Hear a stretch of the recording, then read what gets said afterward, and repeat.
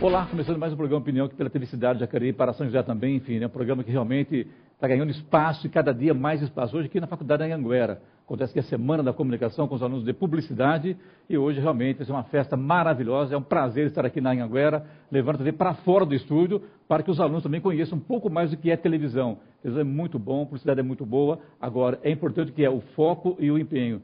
É isso, Doloso? É isso aí, eu também agradeço a oportunidade. É uma satisfação estar aqui com vocês e estamos inaugurando hoje o primeiro programa informativo de auditório. Para nós também é uma novidade. Aqui ao lado aqui a professora Mônica Frank, que também é pesquisadora aqui da faculdade, enfim, não só aqui, em outros lugares. Prazer tê-lo conosco aqui, professora. O prazer é meu, boa noite a todos. É um prazer participar desse primeiro programa aqui em estúdio, fora da sede da TV Cidade. Estou à disposição aqui para a gente conversar. Dar aula para aluno assim, professora, animado assim, é legal? Funciona bem? Que quando se fala em publicitário, tem que ser criativo, para cima, né? Como é que funciona isso? É uma delícia. Pessoal, está de parabéns, é uma delícia. Então, renova, sinal que está todo mundo aqui realmente querendo aprender alguma coisa, isso é importante. Acho que cada curso tem seu perfil, né? Acaba atraindo um perfil de pessoas, de alunos, e o perfil dos alunos do curso de comunicação, ele tem essa característica que não deixa de ser uma habilidade que é necessária para exercer a profissão, de ser mais descontraído, e isso, para a gente, pedagogicamente, em sala de aula, favorece para trazer a participação, para estimular a pergunta, para ficar uma aula mais dinâmica, mais participativa, e com isso a gente tem resultados melhores no aprendizado.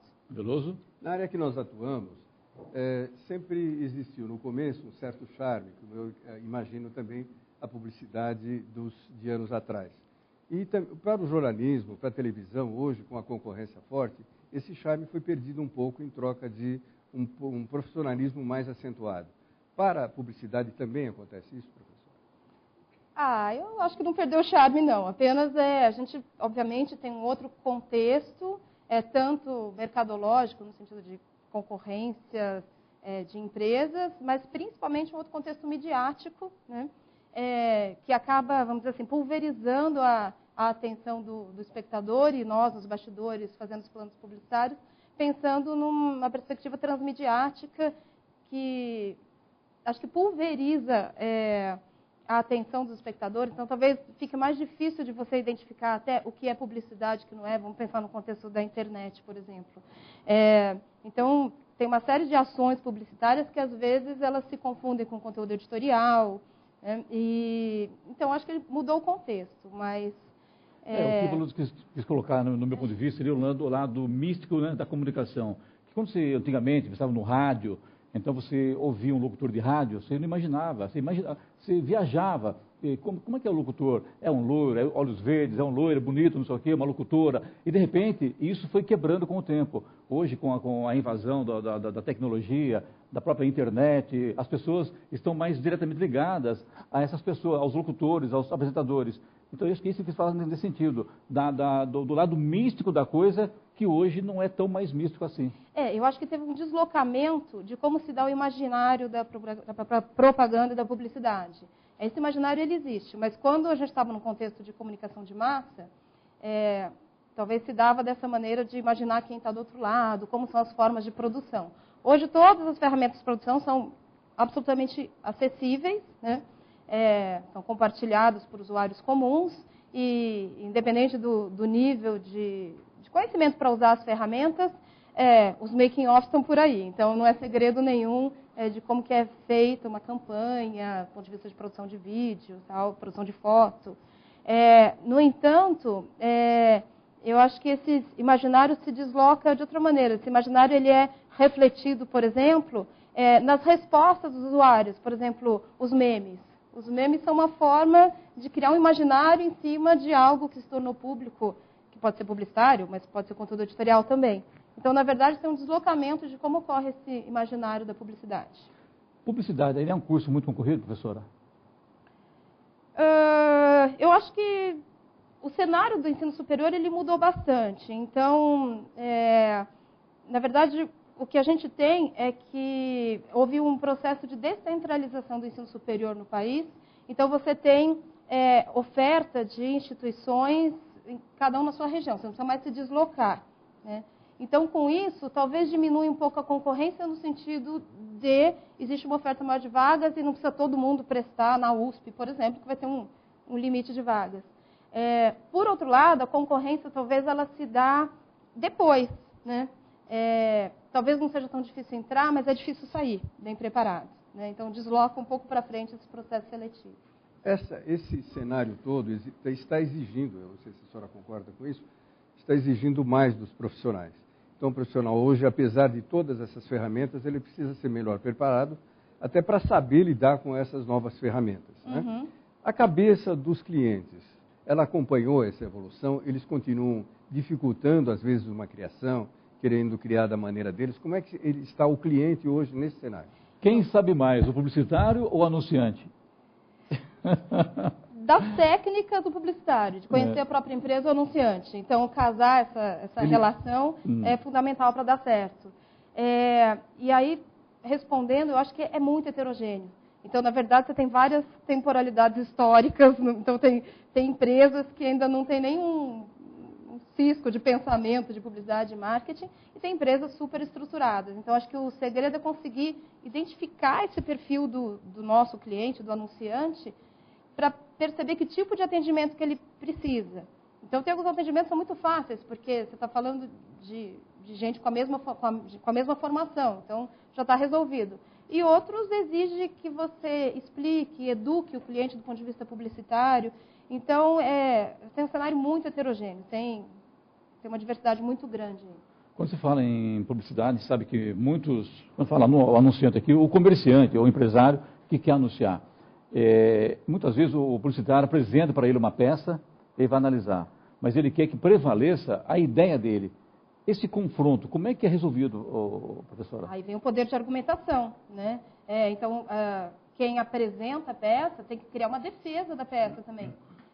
Porque, às vezes, o anunciante ele não tem visão técnica mesmo de direção de arte. Então, você tem que defender as suas escolhas estéticas, tem que trazer dados para mostrar que, por exemplo, aquele veículo de comunicação é assertivo para o público.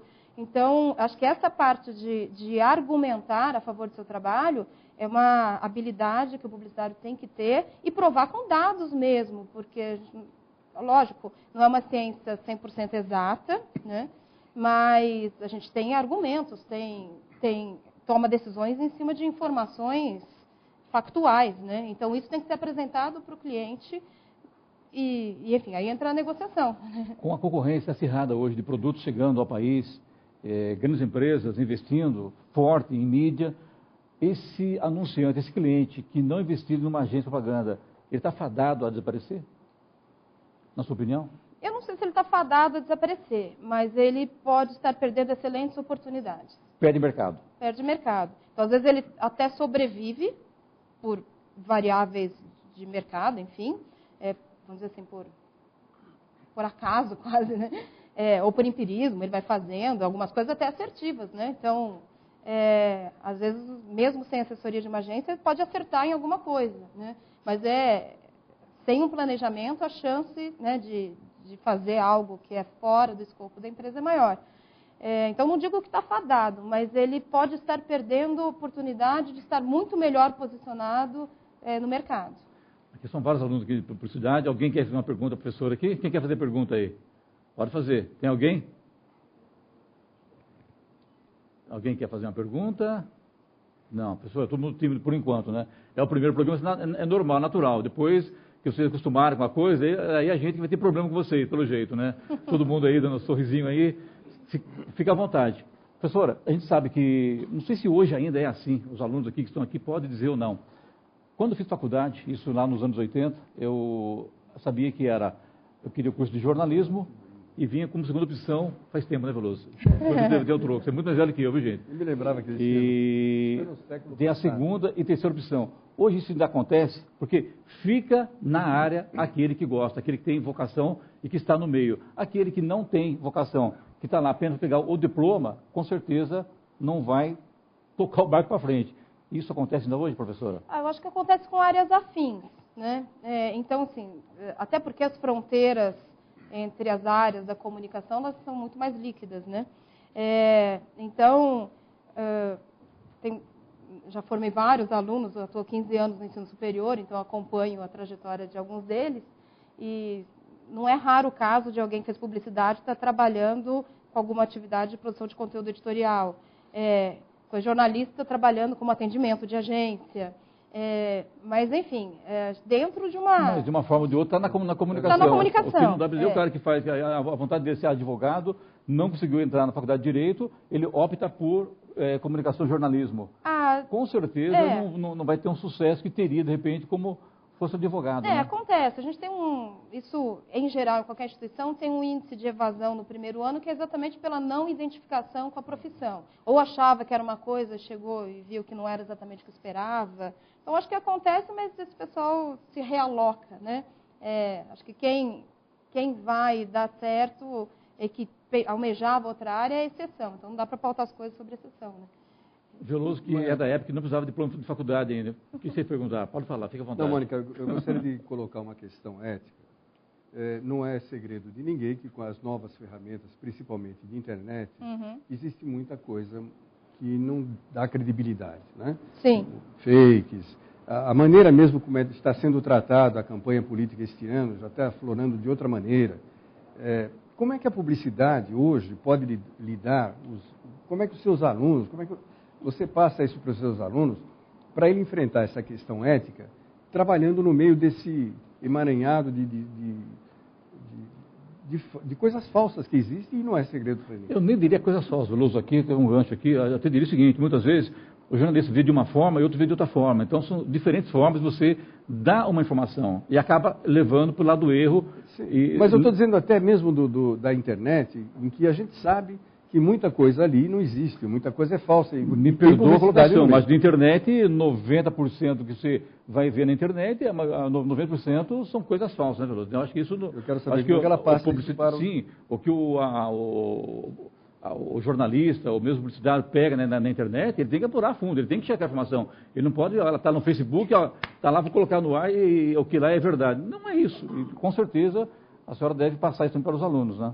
Claro, então, a gente, obviamente, que discute muito as questões normativas em geral, então os códigos de ética em geral, publicitário, jornalístico, normas do SEMP, CONAR, Código de Ética de Marketing Direto, enfim, de todas as especificidades. Isso é algo que é muito discutido em sala de aula. Agora, tem questões que não têm solução ainda. Então, a questão é ter um olhar analítico sobre essas questões. O que, por exemplo? Algumas coisas que acontecem no meio digital, questão de direitos autorais no meio digital, é uma grande discussão, né? Um meme, que é uma refação de uma imagem, é o quê? Não é? Se alguém se sentir ofendido com um meme, vai processar quem? Né? Aí tem uma questão, só para completar, tem essa questão, muitas vezes a agência de propaganda oferece ao cliente um resultado de um anúncio dele via internet. Certo. E a gente sabe, o próprio Google, por exemplo, oferece, vende 10 mil toques, 10 mil sim, 10 mil... Como é que trabalhar com essas inverdades para fazer prevalecer a sua verdade? Eu acho que isso não é uma inverdade, é simplesmente saber ler os números. Se teve 10 mil visitantes únicos, tem que saber o que isso significa.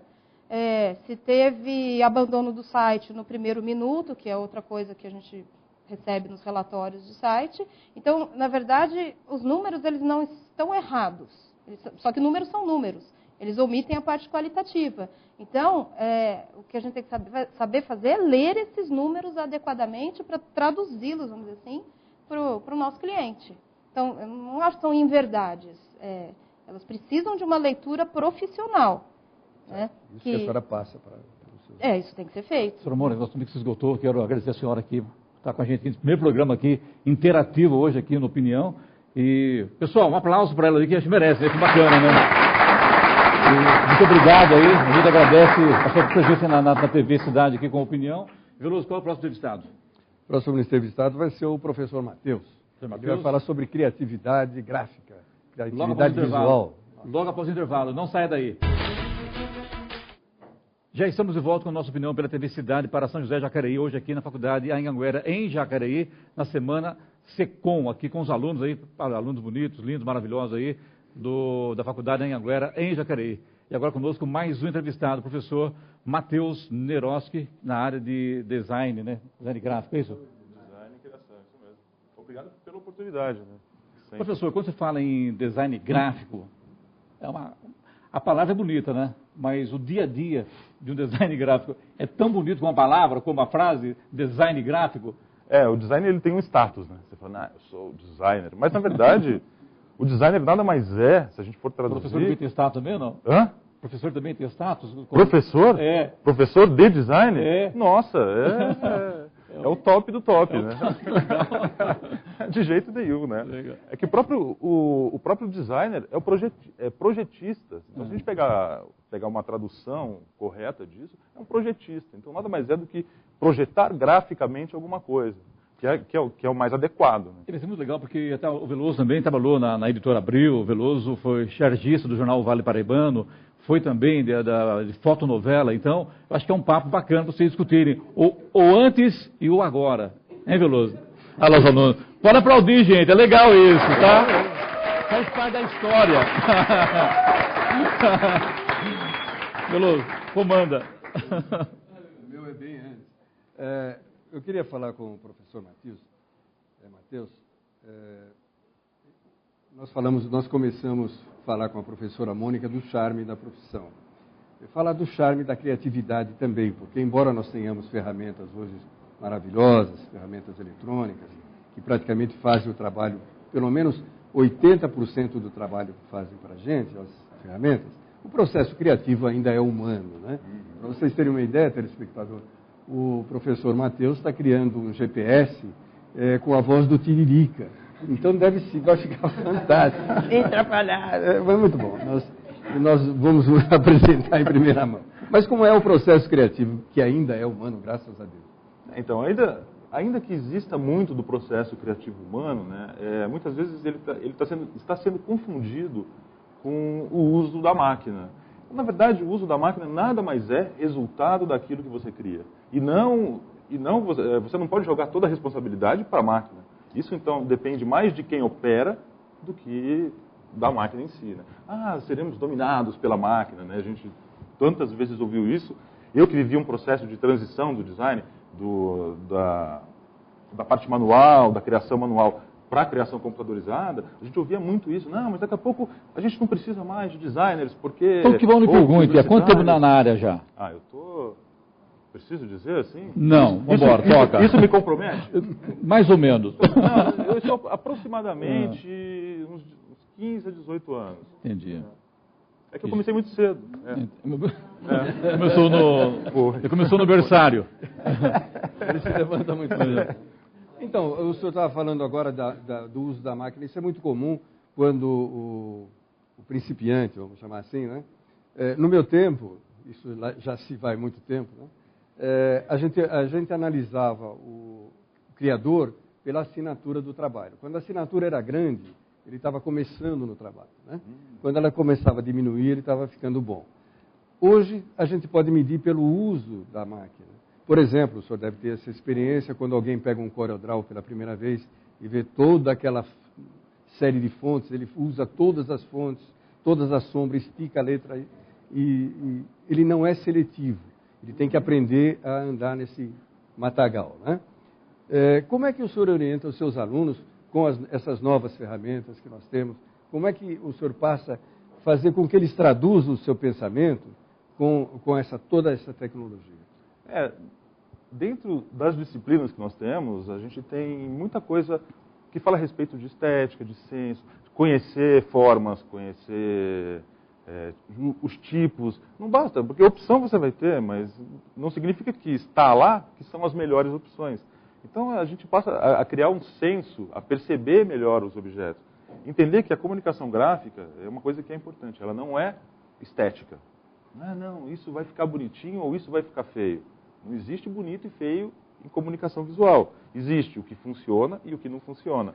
Então, o ideal é a gente transmitir essas técnicas, entender que cada forma tem um significado, Cada padrão de letra tem um outro significado e aí fazer com que eles criem repertório. Se não criar repertório para isso, ele não tem, ele vai ter possibilidade. Aí qual que é o problema? Vai usar 5, 10 tipos diferentes, né? 10 letras completamente diferentes e vai acabar virando uma bagunça. E aí, na comunicação, o que a gente preza é evitar o ruído, evitar poluir visualmente alguma coisa para transmitir uma mensagem. Se eu coloco aquele monte de cores, de fontes, de degradês, eu estou confundindo. Então, eu estou complicando ao invés de simplificar. Mas isso não chama a atenção de quem está vendo aquele anúncio, professor? Depende do que é chamar a atenção, porque se tudo é importante, nada vai ser importante. Eu preciso priorizar algumas coisas. Dentro de uma mensagem, tem alguma coisa que é mais importante do que todas. Se a gente não priorizar aquilo que vale mais, eu quero falar tudo de uma vez e ninguém entende nada do que eu estou falando. A mesma coisa, se eu quero transmitir alguma mensagem para alguém, eu tenho que escolher o canal certo. Ou eu posso falar, eu posso gritar, eu posso cochichar.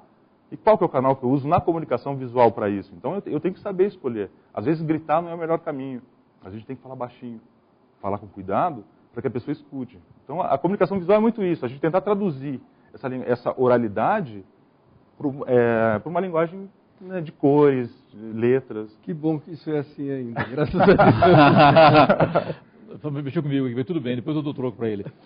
É o seguinte, professor, é como a gente fala aqui sobre o design gráfico. Esse material, ele poderá ser utilizado em jornais, revistas, internet. Qual é o foco desta criação? Hoje a gente fala material gráfico, design gráfico, pensa-se em impressos. Mas não, hoje a criação gráfica, ela também vai para a internet, para a televisão, animação. Então, várias linguagens. A projetação gráfica, ela serve para qualquer meio. Né? Ela vai se adequar, na verdade, ao meio que ela está sendo utilizada. Mas a gente pode usar jornal, principalmente os meios impressos, né? Jornal, revista. Aí a gente tem materiais publicitários como folders, tem panfletos, ou mesmo um cartão de visitas, uma apresentação da empresa, um catálogo, enfim, eu posso elencar aqui milhares. Né? A pessoa que está querendo entrar na área, na profissão, e ter aí, ou ser um publicitário, mesmo um design gráfico, qual é o primeiro passo, o primeiro caminho? Por exemplo, a pessoa que está em casa, tem vontade, mas não sabe como iniciar na carreira. Qual é a sua orientação, professor? Muitos talvez diriam assim, aprendam o software gráfico. Eu vou dizer o contrário. Observe as coisas, veja as coisas com um outro olhar. Depois, o software, ele é uma ferramenta do seu trabalho. Ele não pode ele não pode atropelar o processo. Né? Então a gente tem que pensar. Visite galerias, veja a arte, assista filmes, observe não veja como espectador, mas tente ver como quem criou aquilo, por que criou, com qual intenção, o que ele quis dizer com aquilo. Então, assim, crie repertório, vivencie as coisas. Isso, pro design gráfico, para a comunicação visual, não tem preço. Só para reforçar o que o senhor está dizendo, tem um grande fotógrafo, falecido já, mas o trabalho dele permanece até hoje, Clodomir Bezerra. Ele dizia que você aprende a fazer foto, tem que aprender a fazer foto sem a máquina fotográfica, com os olhos. Tem que saber olhar, saber enxergar, saber cortar. Depois que você vai pegar a ferramenta máquina fotográfica. Imagine então hoje com toda essa disposição de ferramenta que nós temos. Exatamente. Quando se fala em faculdade de comunicação de modo geral, na verdade, quando eu fiz jornalismo, já estava na área, eu comecei a escrever com 14 anos de idade. E, de repente, entrei no estúdio de rádio, vi um locutor fazendo programa de rádio, eu quero isso, e fui buscar. Hoje ainda é assim, eu acho que aqui tem vários alunos aqui, será que tem alguém que já está na área, alguém que já veio para cá, já com foco na publicidade? O que será? E a relação entre o que se aprende na faculdade com o mercado, a teoria com a prática? O que você pode passar para o nosso telespectador?